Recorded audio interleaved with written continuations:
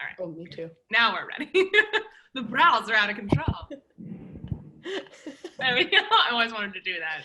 Anyway. It never works out. I know.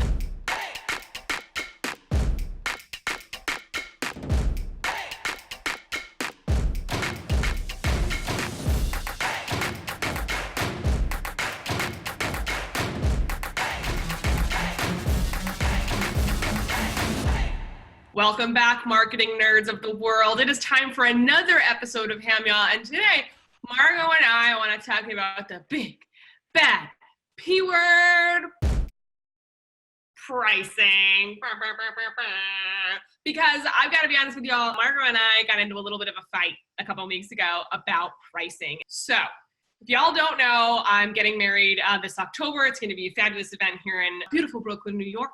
And it has been so frustrating for me in the process of hiring wedding professionals like the florists, photographers, the videographers, catering venues, all of that, because people do not have their prices on their site.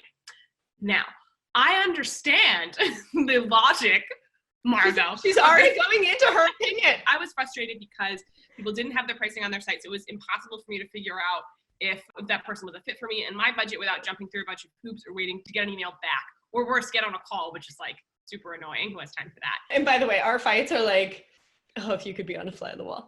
It's like dance fighting and like, what's that? The West Side Story, kind of. So it's sort of fun and silly. There's a lot of drama. Okay, so the context of the debate here is I'm like, as a client, I agreed with her. I was like, yeah, that's so annoying. But as a service provider, in my past life, I was like, yeah, no, never reveal your prices because there's such large range and there's reasons why you price things a certain way that that don't necessarily have to do with the exchange of goods. And this is specific to service-based businesses. I think with product, it's a little bit, well, that's not fair. It's a little more cut and dry, but you also have things like shipping and supply chain stuff. But when we're talking about service-based businesses, there are things like invisible costs, like if I am identifying through the proposal process with you that you are a little bit difficult, I am going to increase my rates because you don't realize that I'm going to have to be client managing you a lot more than an ideal client, for example.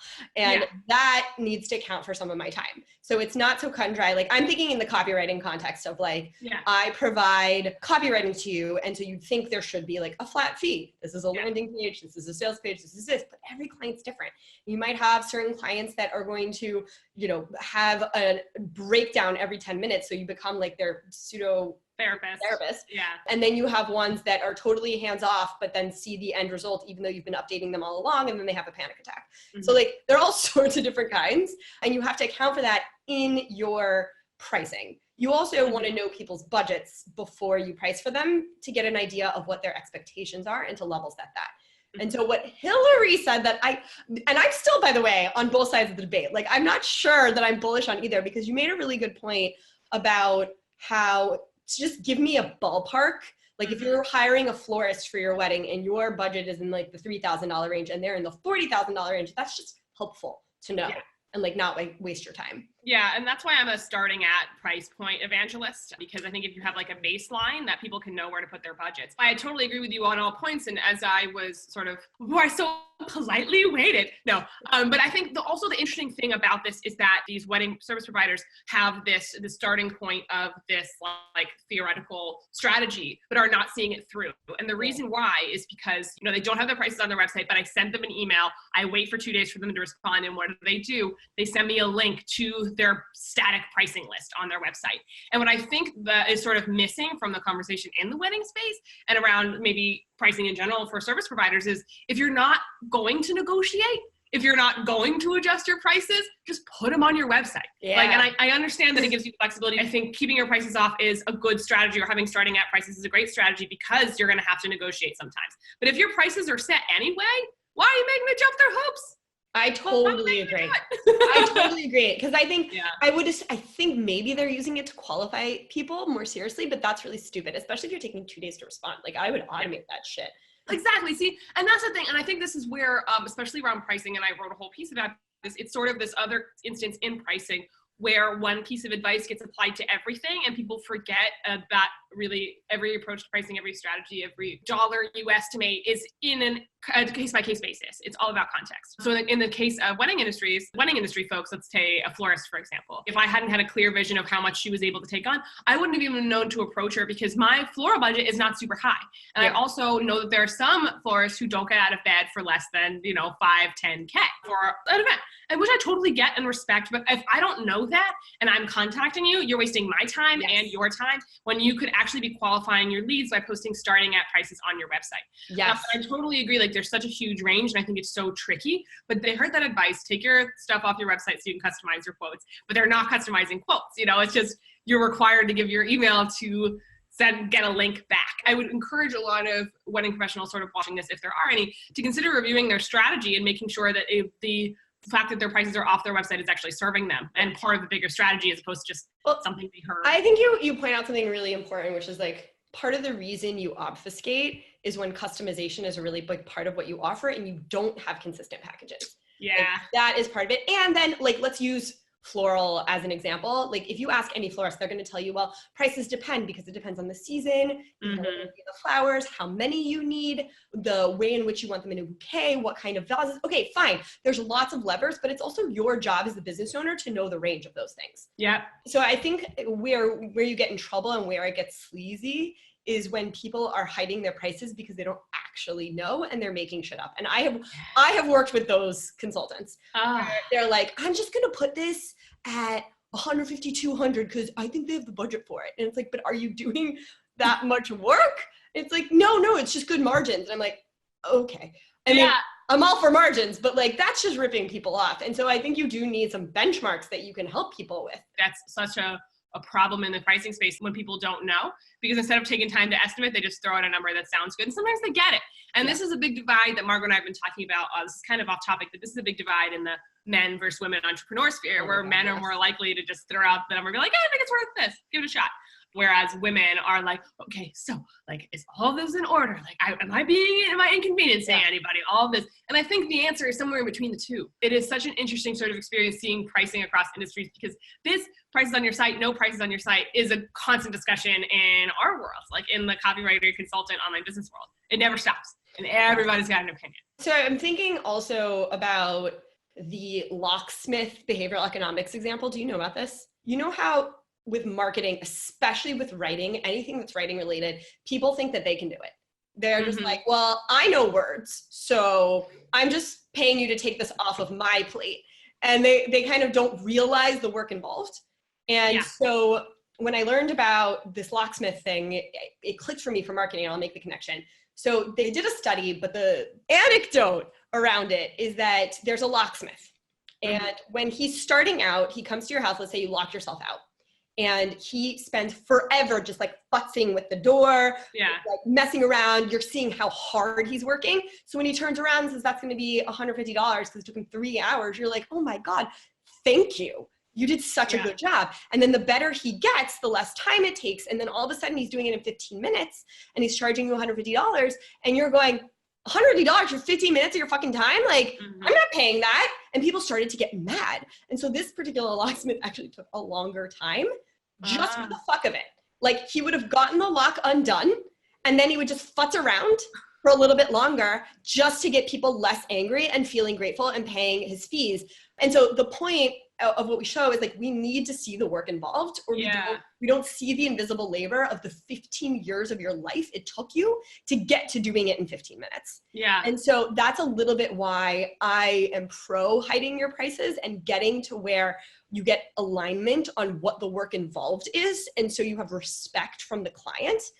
Like, okay, it's this and this and this and this. And wow, that's a lot of stuff. Now I get it's worth paying for. So I think that that is like the ideal situation. What you're talking about and where this differs is that like truly you should have qualified leads coming in the first place who get how hard it is. Yeah. But does that happen? No, we have to. People. I also think, and to your point about, just to sort of take it back to our world a little bit, I think this is also the reason why, if there's not pricing transparency, that also a good way to build the case for value either way is process transparency. And this is why every freelancer or creative professional should have a clear layout of their process. If not on their website, then in their materials. Mine's actually off my website right now, and I'm thinking of adding it back in. By showing your process, you show the amount of work that goes into it. Again, all the things people get, like extra strategy calls, revisions, discussions to help them figure out this, and that, and then final deliver product, wrap up call, all of that good stuff. Having a clear sort of layout of your process and having transparency around that is just as important as sort of figuring out where your pricing lies or deciding whether you want to be transparent or not. Regardless of where you're at with your pricing process, transparency is a must. I totally agree. I also think that comes from doing it. Like, I have a friend who is doing content for the first time. She has to write a few articles, and she asked me to review her proposal. And there were little things that I was like, this is going to take you so much longer than you realize. She's like, well, it's just a few articles. I'm like, how many headline revisions are you going to do? Yeah. How many rounds of revisions are you going to let them see? Are you showing them draft 1, or are you doing 6 drafts before you show them draft 1? Yeah. Are you doing a CTA at the bottom? Like, are you putting it into their website? Or are you just handing them over the copy? Like, all of these little things that you would only know from having done it before. Yeah.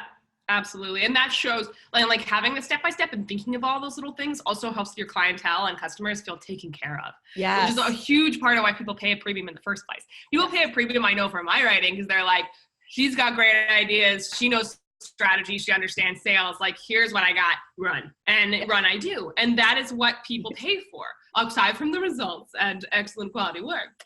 It's also the fact that I'm taking care of it. It's like, sort of imagine having housekeepers come to your house and have them be like, okay, so like, can you demonstrate the way you normally do things? Like, they come in and they get to work.